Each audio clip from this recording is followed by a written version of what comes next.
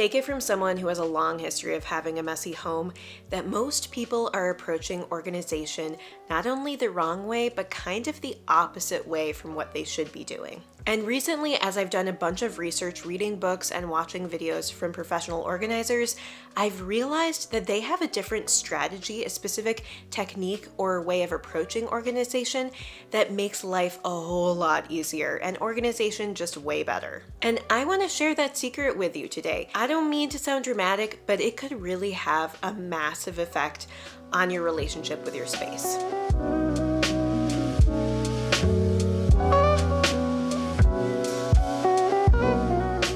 So I think most of us go through life approaching organization from kind of a gut instinctual level, like what makes sense to us for how we organize our spaces. And I don't think that's really our fault in that we never really had an organization or tidying class in school. No one ever taught us smart strategies for keeping our home streamlined, and yet keeping a household manageable is real labor. It's a real job that you have to do. And most of us just go based off of what seems to make sense to us. The way I used to approach organization is I would take all my stuff, I would maybe take it out, declutter it, get rid of some, and then think about how can I organize this in a way that makes sense for what the belongings are. So looking at the content of what I have here, what makes most sense? Should I categorize things based on activities? Should I keep certain things together that I often use at the same time? Somehow as humans, I think we like to group things based on similarity. And so when we look at our stuff, we focus on the stuff itself.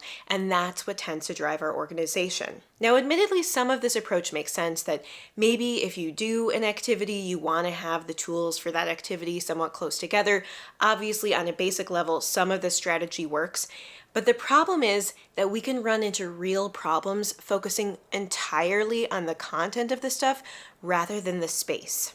I was reading some articles and books and watching professional home organizer videos, and I realized there was a trend that kept coming up. They kept saying, look at the space and the container before looking at the stuff. If you think of your entire home as one big container, it has a bunch of different drawers and smaller containers within that large container, but ultimately it is a container with a shape and a size. And all of your stuff needs to fit in that container in a way that feels comfortable, that allows it to breathe and isn't overwhelming. When you declutter, for example, if you're thinking about how much space you realistically have, maybe you can be a little bit more strict about what you get rid of, and you can get rid of more because you realize, you know what, I only have so much closet space, I'm going to have to get rid of more. You can also take into account what spaces are easier for you to access, more pleasant for you to go into, and use that to inform what type of objects you keep there. A perfect example of this is I recently did a declutter of my clutter nest, the area that I'd avoided forever. I'll link that video above and below in case you're interested. But it was this storage space beneath the stairs to my basement. And the thing is, it's very awkwardly shaped. It's kind of dark. You have to crouch when you go in to get anything in and out of it. And I just didn't access it that often. And so when I did that declutter, I realized there was all this stuff that I hadn't looked at for months and months, maybe even years in some cases. And I realized it was partially because of the shape of the space and how difficult it was to get in there. And so what I realized is I need to keep that space maybe just a little less full, but also keep things that fit well in there that I maybe only need to access once in a while, or keep them right at the edge where they're easy to grab out of that space.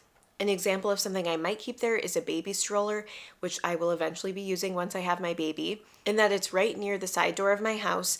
And it also is the perfect height where I could just put it very quickly in on the edge of that closet, take it in and out quite easily, and I'm not gonna have to crouch down and go way deep in there for that. Another example of thinking about the container is the unfinished area of a lot of basements.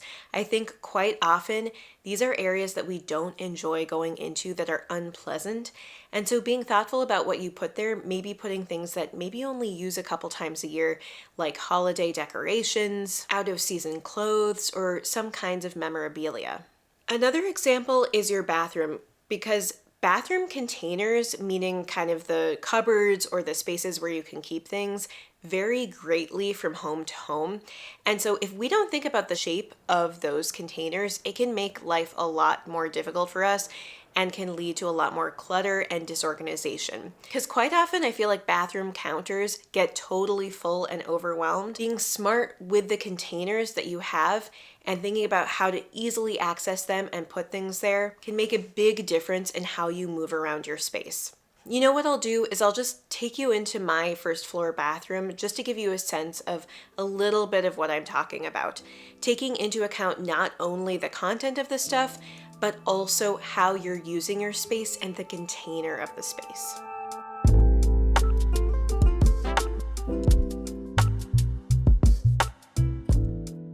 So here I am in this bathroom just to show you in these cupboards here. I live in a really old home, and so unfortunately that means quite often the storage is not that large, and so I really need to take into account the container and the shape of the container. A perfect example are these cupboards in this bathroom. They're quite shallow, and even though there are several of them, it really doesn't give me much space. On top of that, the sink is kind of this old-fashioned sink that's quite small and can't fit much on the counter. So I can't really put additional storage receptacles on this bathroom counter. So if we look behind the curtain, or the cupboard rather, we'll see what's in here. We've got these really shallow shelves. You can see this is my hand, so it really doesn't go that deeply back into the wall.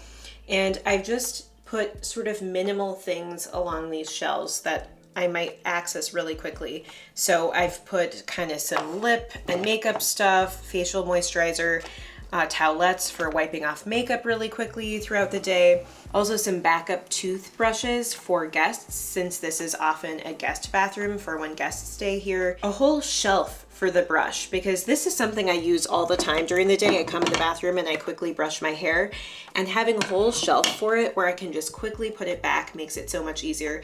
And then down here I have a spot to store toilet paper, and I gotta refill it because right now I only have 2 rolls, but usually I have rolls kind of going up there and they fit perfectly, and they're right there near the toilet where you can access them.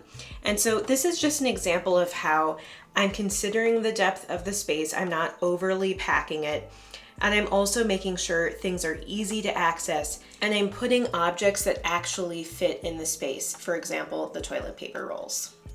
I think part of the point I'm also trying to make with this is that you don't necessarily have to group things based on type. Sometimes you can combine categories if that is just what is better for the space. And then as long as you label it or remember what those categories are, you can actually mix things up. But it's about making the most use of the space and making sure you have the right amount of stuff for your container. So keep coming back to the question, what is the container telling me to do? Anyway, hopefully that makes sense. I think if you try it and you think about things as you organize and declutter in this way, you'll see the difference I'm talking about, and it could make a big change for you. Anyway, if you enjoyed this video, please hit the thumbs up button. It's an excellent way to support the channel. You can also subscribe below for more videos on simple living, minimalism, and building an empowering mindset. I'd love if you join this little community. And thank you so much for spending this little bit of time with me. I hope you have a wonderful rest of your day. Bye.